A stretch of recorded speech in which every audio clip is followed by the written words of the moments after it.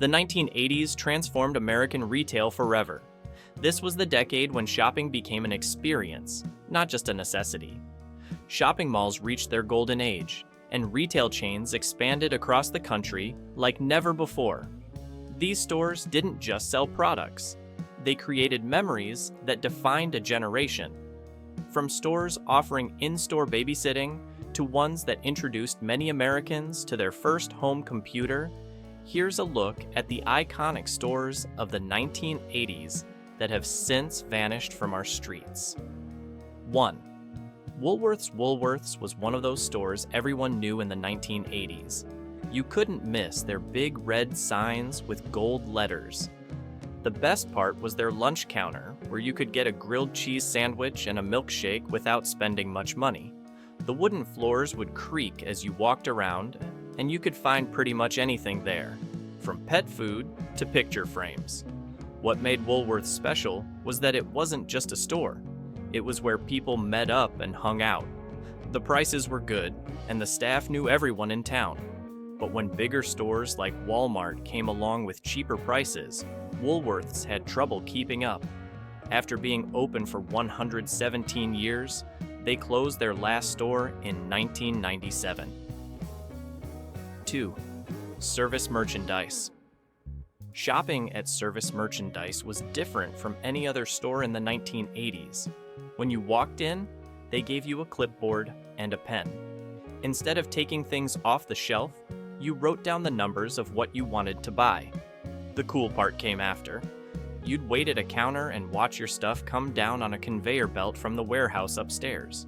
They had great stuff, especially jewelry and electronics. The prices were good because they didn't need as many workers as regular stores. But when stores like Best Buy came along and the internet made shopping easier, people didn't want to wait around for their items anymore. Service Merchandise closed in 2002. 3. Radio Shack. Radio Shack was heaven for anyone who loved gadgets in the 1980s. If you needed a battery, cord, or any electronic part, this was your place. The people who worked there really knew their stuff and could help you fix almost anything. They sold one of the first home computers that regular people could afford, the TRS-80. They also had a cool deal where you could get a free battery every month just for being a member. But as electronics got harder to fix at home and big stores started selling the same stuff, Radio Shack had trouble staying in business. People started buying their electronics online too, which made things even harder for them. 4. Toys. Ashar. Us. Toys R. Us was every kid's dream store in the 1980s. The stores were huge with aisles and aisles of nothing but toys. Their mascot was Jeffrey the Giraffe, and every kid knew their catchy song, "I don't want to grow up, I'm a Toys R Us kid." During Christmas time, parents would wait in long lines to get the hot toys of the year, like Cabbage Patch Kids. The video game section was amazing, with rows of games in glass cases and yellow price tags. Getting their Christmas catalog was like getting an early Christmas present. Kids would circle everything they wanted. But when Amazon and other online stores started selling toys cheaper, Toys R Us couldn't keep up. They closed in 2018, though they're trying to make a comeback now. 5. Hills Department Store. Hills was the store everyone in small towns loved in the 1980s. What made it special? First, they had the best snack bar. Their popcorn smell filled the whole store, and their ICEs were famous. The toy department was huge, and they always had good prices. Parents loved Hills because they could do all their shopping in one place: clothes, home stuff, and toys. They were really good at sales, especially during back-to-school time. They also had great Christmas displays that made shopping fun. But when Walmart started opening everywhere with lower prices, Hills had trouble competing. They tried to keep up, but ended up selling to Ames in 1999. 6. Child World. Child World was another big toy store in the 1980s, and they looked like castles. They had turrets on the building, and their mascot was Peter Panda. Inside, it felt like a magical place with toys everywhere. The best part was that kids could try out toys before their parents bought them. They had great video game sections where you could actually play the games. The aisles were wide enough for strollers, and kids could easily reach the toys because the shelves weren't too high. They gave out a fun toy catalog, just like Toys R Us did. But they tried to open too many stores too quickly, and when they couldn't pay their bills, they had to close in 1992. 7. Merry-Go-Round. Merry-Go-Round was the coolest place for teenagers to shop in the 1980s. As soon as you walked in, you heard loud music playing and saw all the latest fashions. They sold the kinds of clothes people saw on MTV. Lots of bright colors, big shoulders, and acid-wash jeans. The people who worked there were young and trendy, and they helped put together whole outfits. If you wanted to look like your favorite pop star, this was the place to shop. But when fashion changed in the 1990s and kids started wanting simpler clothes, Merry-Go-Round kept selling the flashy stuff. This was a big mistake, and they closed in 1996. 8. Sam Goody. Sam Goody was where everyone went to buy music in the 1980s. The walls were covered with albums, and you could hear the newest songs playing through the store speakers. The best part was trying out music at the listening stations. They had big headphones where you could sample albums before buying them. The workers really knew their music and could help you find new bands you'd like. They sold everything from pop to heavy metal and had a special section for hard-to-find imports. But when people started downloading music on computers and buying CDs online, Sam Goody had trouble selling enough albums to stay open. By the early 2000s, most Sam Goody stores were gone.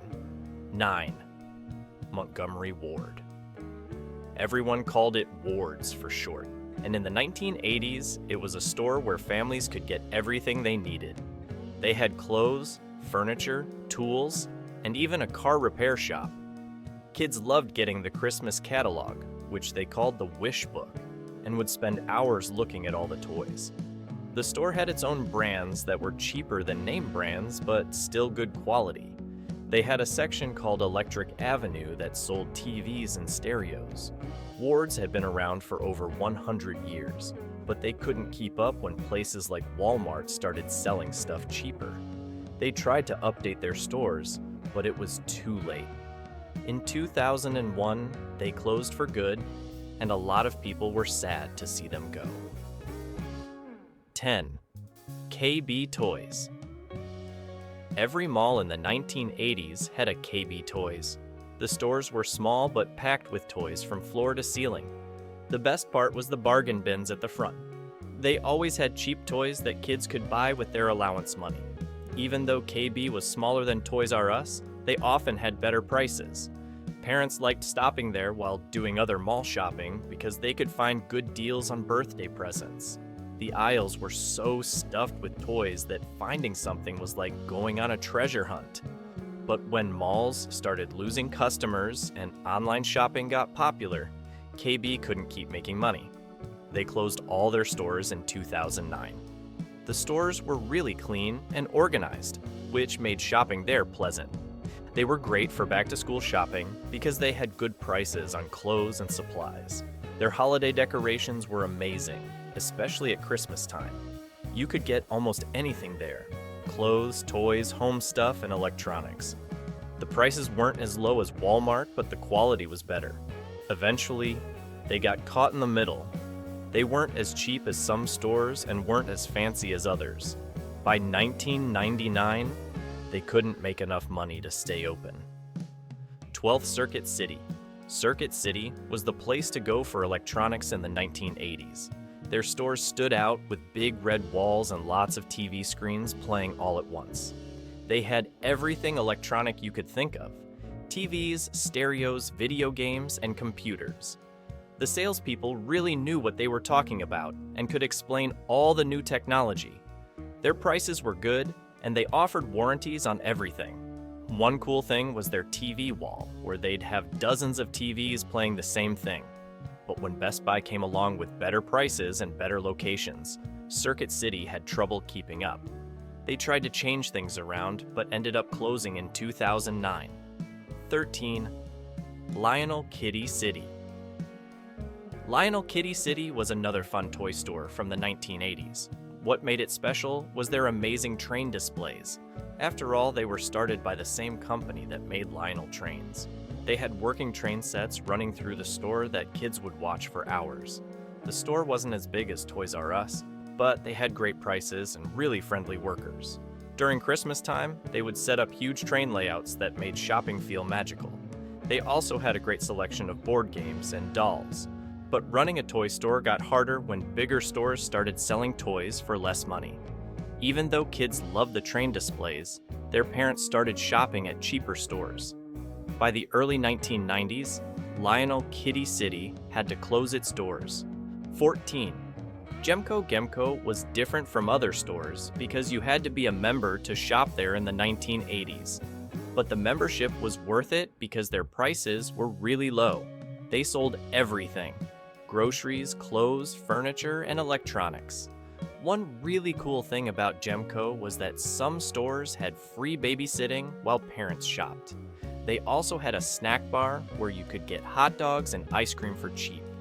Each store had a tire center and a photo center where you could get your pictures developed. Gemco was doing great until stores like Walmart and Target started offering the same low prices without needing a membership. They closed in 1986, and a lot of people really missed shopping there. 15th. Zare was the store where families could find good deals in the 1980s. Their slogan was, "Where the good stuff is cheap and the cheap stuff is good." The stores weren't fancy, but they had everything from clothes to housewares at low prices. What made Zare special was their holiday sales. People would line up early in the morning to get the best deals. They were also known for their Halloween costume section and Christmas toy department. The workers were friendly and would help you find what you needed. But like many other stores, they had trouble when Walmart came to town with even lower prices. Ames bought them in 1988, and soon the Zare name disappeared from all the stores. This brings us to the end of our journey through 15 beloved stores from the 1980s. While these stores are gone now, they left us with great memories of shopping trips, special purchases, and time spent with family and friends. Each store had something special that made it stand out, even though they couldn't keep up with the big changes in how people shop today.